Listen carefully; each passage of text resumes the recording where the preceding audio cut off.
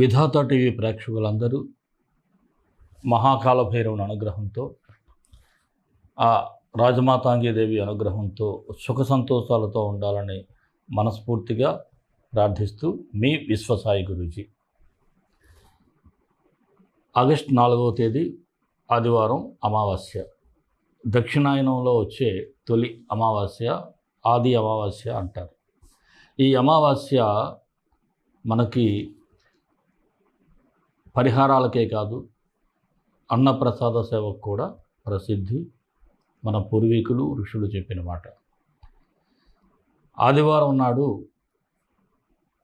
మనం ఉదయం అమావాస్య ఘడియల్లో ఈ హోమాన్ని ఎప్పట్లాగే రాజా శ్యామల సీత మహాకాల భైరవ హోమాన్ని మనం జరుపుకుంటాం. ఇందులో అనేకమైనటువంటి పరిహారాలు మీ యొక్క సమస్యల కోసం చేయబడతాయి. అలాగే ఈ విభూది, ముఖ్యంగా హోమంలో వేసేటువంటి ద్రవ్యాలు, అష్టభైరవులకి కొన్ని తాంత్రిక ద్రవ్యాలు ఉంటాయి. ఆ ద్రవ్యాలను వేసి వాటి యొక్క విభూదిని తీసి మీకు పంపించడం జరుగుతుంది. ఈ విభూదిని ధరించడం వలన మీకు ఎదుట వ్యక్తిని ఆకర్షించేటువంటి శక్తి, అంటే మంచి పనుల కోసం వస్తుంది. అలా ప్రతి ఒక్కరూ కూడా ఈ హోమంలో పరోక్షంగా పాల్గొనండి. హోమం కోసం ఎవరైనా సరే వివరాలకు కింద స్క్రోల్ అవుతున్నటువంటి వాట్సాప్ నెంబర్కి మీరు మెసేజ్ పెట్టినట్లయితే హోమం వివరాలు తెలియజేయబడతాయి. మీరు మీ సమస్యల నుంచి బయటపడడానికి ఆగస్టు 4వ తేదీ ఆదివారం అమావాస్య రోజు జరిగేటువంటి హోమంలో పరోక్షంగా పాల్గొనండి. మరి హోమం అనంతరం అన్నప్రసాద సేవ జరుగుతుంది. మీకు భగవంతుని ప్రసన్నం చేసుకోవడం కాదు, కర్మలను తొలగించుకోవాలి అంటే సేవ చేయాలి. ఆ సేవ కోసం మీరిచ్చేటువంటి ఆ దక్షిణతో నేను మన పీఠానికి అనుసంధానంగా ఉన్నటువంటి ఆశ్రమంలో, అలాగే వేరొక మన ఆశ్రమంలో పిల్లలకి భోజన సౌకర్యం, అన్నప్రసాద సేవ చేయటం జరుగుతుంది.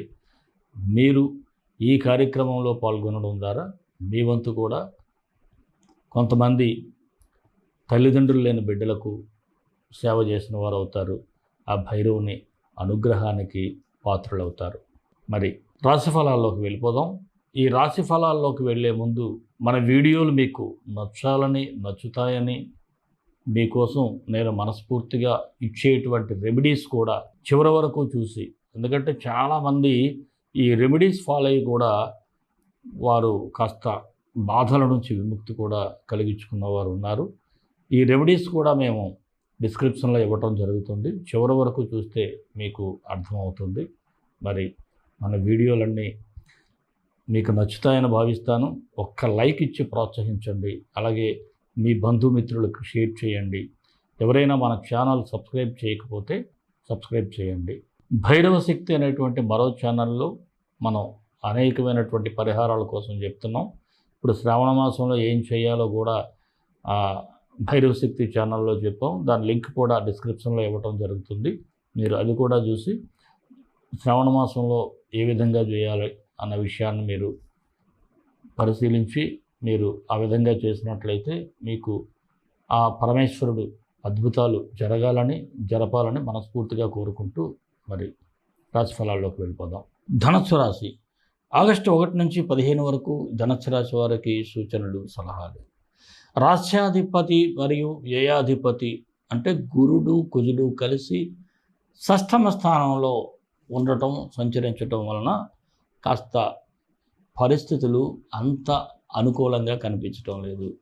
అంటే జరిగిపోతూ ఉంటుంది కానీ అబ్స్ట్రక్షన్స్ ఎక్కువగా ఉంటాయి.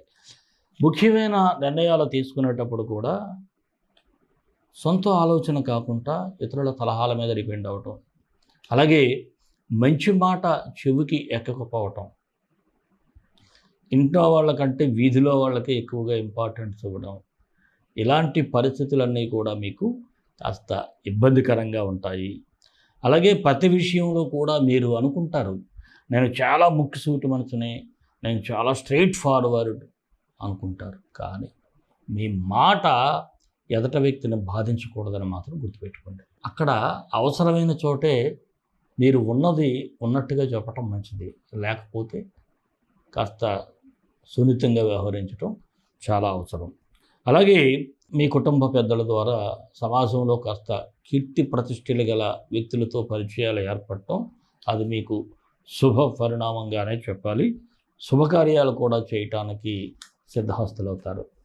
అలాగే కుటుంబ సభ్యుల సహాయ సహకారాలతో కొన్ని పనులైతే పూర్తి చేసుకుంటారు. కాకపోతే ఇక్కడ మీ ఎనిమీస్ ఎవరైతే మీకు శత్రువులు ఉంటారో, ఇటు వ్యాపారంలో కావచ్చు, ఉద్యోగంలో కావచ్చు, ఎటువంటి ప్రొఫెషన్లోనైనా సరే మీ శత్రువులు మాత్రం మీ మీద ఒక కన్నేసి ఉంచుతారు. ఎప్పుడు వీరు దొరుకుతారా అనేటువంటి ఆలోచనతో దొరికితే లటుక్కు నిరికిచ్చేద్దాం అనుకుంటారు. ఇక్కడ చాలా జాగ్రత్తగా ఉండాలి. అలాగే ఇతరులు మీ విషయాల్లో ఎవరైనా సరే జోక్యం చేసుకుంటే మీకు అస్సలు నచ్చదు, వారికి దూరంగా ఉండాలి అనుకుంటారు. ఏమిటో మీరు ఒక ప్రత్యేకమైన వ్యక్తిగా ఫీల్ అవుతారు. ఇంట్లో వాళ్ళు కూడా మీ విషయాల్లో జోక్యం చేసుకోవడానికి ఇష్టపడరు, అది మీకు నచ్చదు కూడా. ఇక్కడ కొద్దిగా జాగ్రత్తగా ఉండాలి. అలాగే గృహ నిర్మాణ ప్రయత్నాలు ఏదైనా చేస్తే అవి బాగానే ఉంటుంది. రుణ ఒత్తిడి కూడా తగ్గించుకునే ప్రయత్నాలు కూడా సానుకూలపడతాయి. కోర్టు సమస్యలు ఉన్నవారికి కూడా కాస్త సత్ఫలితాలు అయితే ఉంటాయి. నిరుద్యోగులకు మంచి ప్రయత్నం చేస్తే అవకాశాలు అనుకోకుండా వస్తాయి. రాజకీయ నాయకులకు కూడా అనుకూలంగా ఉంది. ఈ భూమి అంటే ఈ భూములకు సంబంధించి వ్యవహారాల్లో తలదూర్చడం ద్వారా మీరు కూడా కుంభకోణాల్లో ఉన్నారన్నటువంటి చెడు పేరు అయితే సంపాదిస్తారు. అందువలన అనవసరంగా చేయని తప్పుకు నిందలో పట్టడం కంటే జాగ్రత్తగా ఉండటం మంచిది. ఉద్యోగస్తులకైతే సాధారణంగానే ఉంది. పై అధికారులతో అనుకూలంగా ఉంటారు. ప్రమోషన్లకు కూడా అనుకూలంగా ఉంది. ఇక వ్యాపారస్తులకు కూడా స్వల్ప లాభాలు అయితే కనిపిస్తూ ఉంది. అంత సానుకూలంగా ఉంది. నూతన పెట్టుబడులు అంత ఆమోదయోగం మాత్రం కాదు. జాగ్రత్తగా ఆలోచించి వ్యవహరించాలి, లేదంటే వ్యక్తిగత జాతకాన్ని చూపించుకోవాలి. షేర్ మార్కెట్ కూడా అనుకూలమైనటువంటి పరిస్థితులు అయితే కనిపించటం లేదు. ఒకవేళ అనుకుంటే దీర్ఘకాలిక పెట్టుబడులు, లేదనుకుంటే ఉదయం పెట్టడం, సాయంత్రం తీసేయటం. కళాకారులకైతే అవకాశాలు కాస్త నెమ్మదిగా వచ్చే పరిస్థితి అయితే ఉంది. విద్యార్థులకు కూడా మంచి ఫలితాలే ఉన్నాయి. మీకు అనుకున్నటువంటి కళాశాలల్లో కూడా సీట్లు సంపాదించుకోగలుగుతారు. ఆరోగ్యపరంగా చూస్తే ఈ రాశి వారు కాస్త జాగ్రత్తగా ఉండాలి. ముఖ్యంగా ఎప్పుడు హైజెనిక్గా ఉండడానికి ప్రయత్నం చేయండి, అది చాలా అవసరం. పరిశుభ్రతే మీ ఆరోగ్యానికి పెద్ద మంచిది. ధనుస్సు రాశి వారికి మరిన్ని మంచి ఫలితాల కోసం విశ్వగురు సక్సెస్ మంత్రాలు పఠించండి, విజయాలు సాధించండి.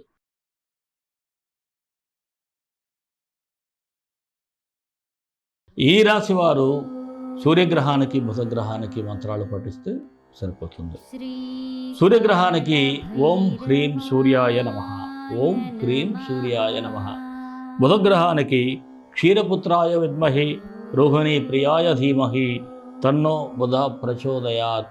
క్షీరపుత్రాయ విద్మహి రోహిణీ ప్రియాయ ధీమహి తన్నో బుధ ప్రచోదయాత్. ఈ రెండు మంత్రాలు ఒక్కొక్కటి 18 సార్లు ఉదయం సాయంత్రం పఠించండి. మీకు అనుకూలంగా ఉంటే మన హోమంలో కూడా పరోక్షంగా పాల్గొంటే మంచిగా ఉంటుంది. ఎందుకంటే శని వక్రించాడు కాబట్టి మీకు చాలా అవసరం, చేసుకుంటే చాలా మంచిది. మరి మన ఇష్టదైవం కాళభైరవుడు, కాళభైరవ గాయత్రి.